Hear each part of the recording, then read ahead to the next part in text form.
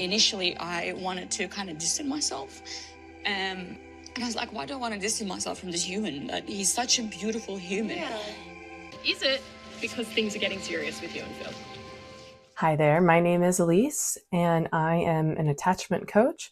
I help anxiously attached women who are highly functional and kicking ass in every aspect of their life, but seem to suffer in their relationships.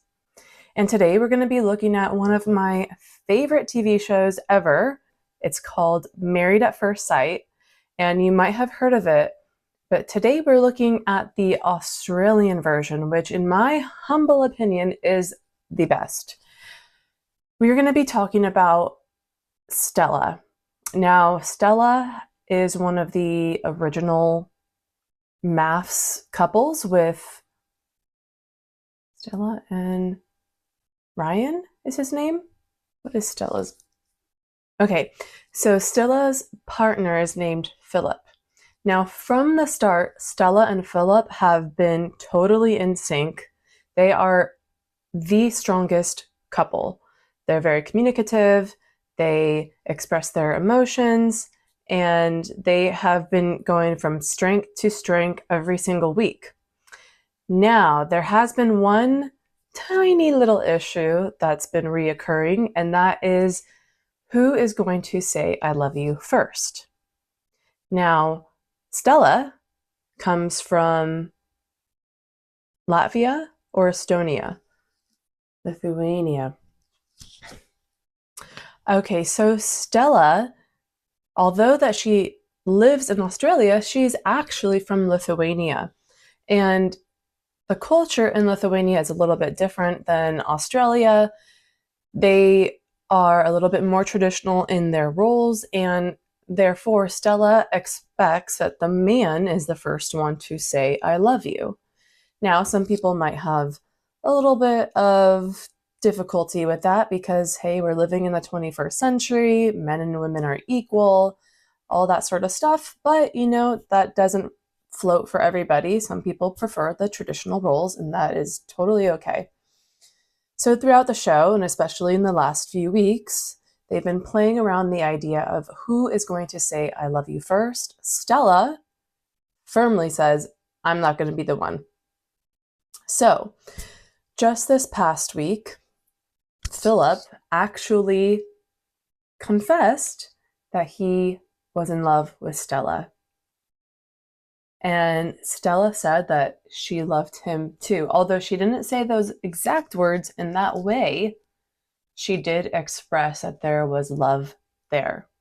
So the group is on a retreat together, and we're going to jump to a scene where Stella is talking with the girls in the group and one gay man from a gay relationship.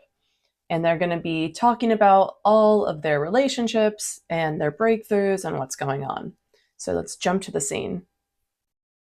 Okay, and we are going to play a little game with this one. So I'm sure most of you watching this is probably already familiar with attachment styles.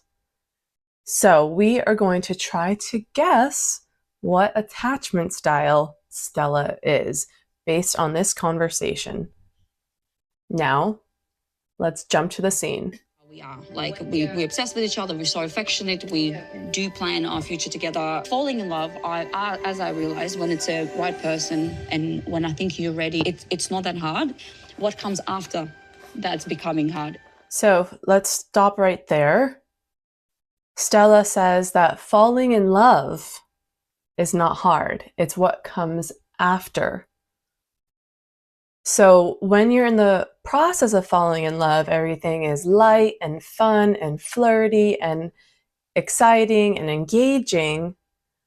But she says what comes after is the hard part. And that is when real feelings get involved.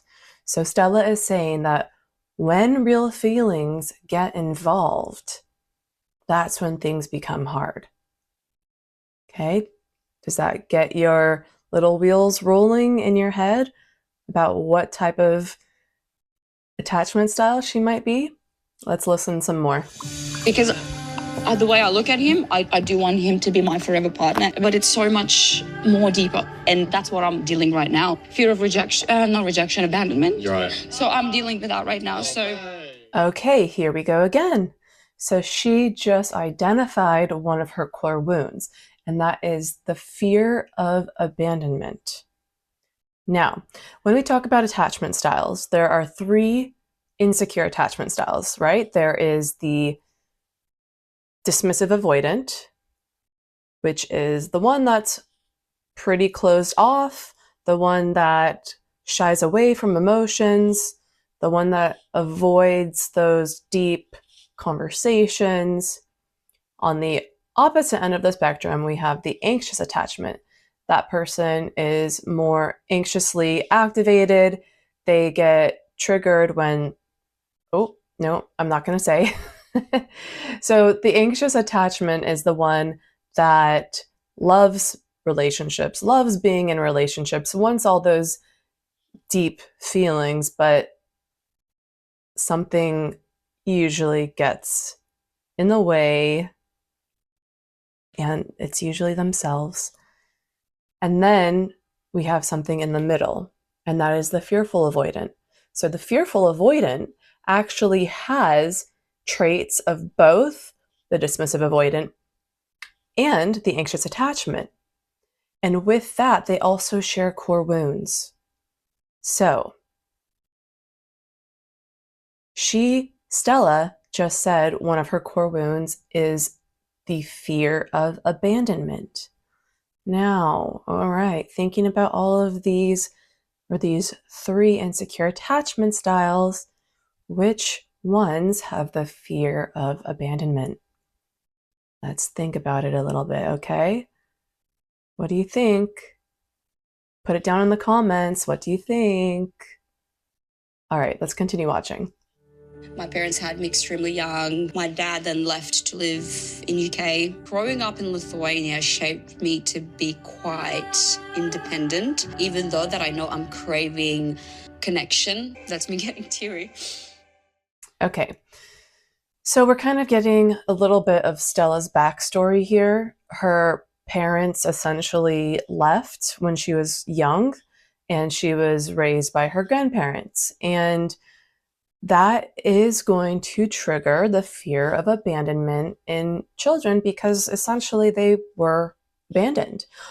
You know, they did have their grandparents, so it wasn't like she was an orphan, but children are very sensitive to those feelings. And when their parents leave, that hurts them really deep inside.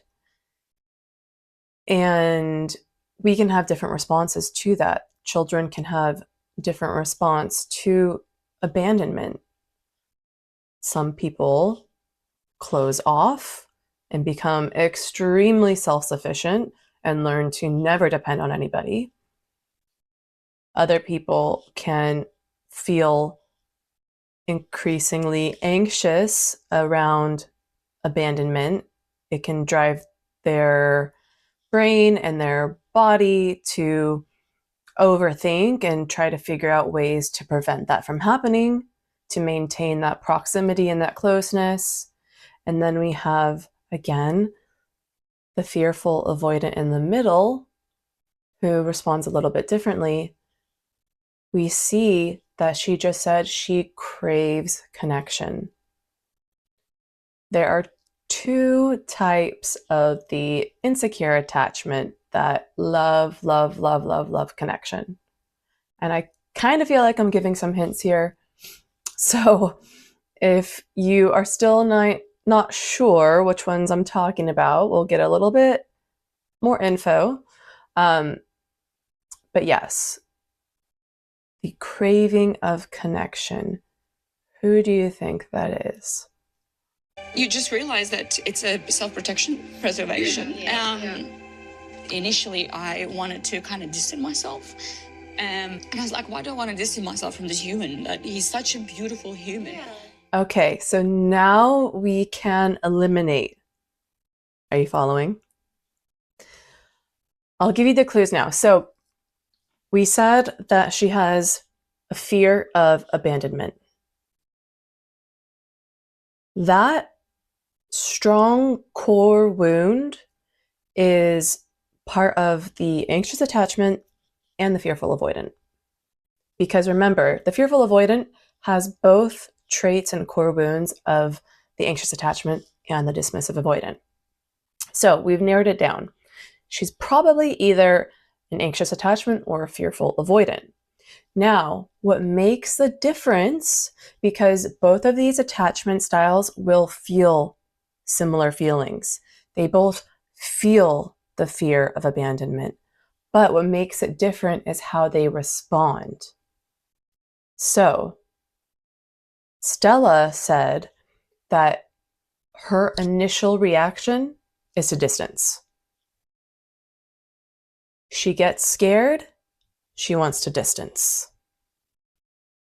Okay, who does that sound more like? Does that sound more like an anxious attachment, or does that sound more like a fearful avoidant? Let's continue. Because it is getting serious, and that is a coping mechanism for me to maybe staying in a protective mode of not getting hurt if, people decide to leave. That's, I guess, my trauma response. Okay, so there's another clue. So she said that the reason why this is all coming up is because things are becoming more real. Those deep feelings are being activated. And this is something that you will typically see in a fearful avoidant. Now, I've had many experiences with fearful avoidance. I'm sure you have too. It is not a pleasant experience. You get really, really close to someone. Maybe perhaps you even confess your feelings for each other. Maybe perhaps you even decide that you're going to be exclusive, or maybe perhaps you become officially boyfriend and girlfriend. And then what happens? Things become real, and that person decides to distance and step away. So, with all of that said, what do you think that Stella is? I would say that she is a fearful avoidant, because this is the difference. Again, like I said, the difference is how they respond. So, when an anxiously attached person feels that deep fear of abandonment, what do you think they tend to do? If you're an anxiously attached individual, put it down in the comments. What are your experiences? When you feel that fear of abandonment, what do you typically do? I know what I used to do and how I used to feel. Okay. And that would be to cling on so dearly and never let that person go. We, anxiously attached individuals, when we feel that sense of distance, we rush through it. We get so close to that person because we are not going to let them out of our hands. Now, it doesn't always work that way. Just because we want that doesn't mean that the other person's going to receive that well. But that is what our impulse is. Now, for fearful avoidance, their first impulse is to distance, to protect, to say, you know what, I'm much better on my own, because getting too close is too scary. Now, I do want to say that just because you have those instinctual responses, it doesn't mean that you can't overcome them. It doesn't mean that that's going to be the way it is forever, because we can work on those feelings. We can work on repairing those core wounds. We can work on our responses, and that's how we become more secure. So, a lot of people think that when you become secure, everything is perfect, happy days, sunshine and rainbows, and butterflies. And in a sense, it's a lot better, but it doesn't remove those feelings altogether. What ends up happening is that you build a secure capacity. You build the capacity to be secure, which means that you build the capacity and the ability to feel those feelings, to recognize them, to sit with them before responding, because you know better now. You've worked on yourself, you recognize when you're having these responses, but you don't act on them.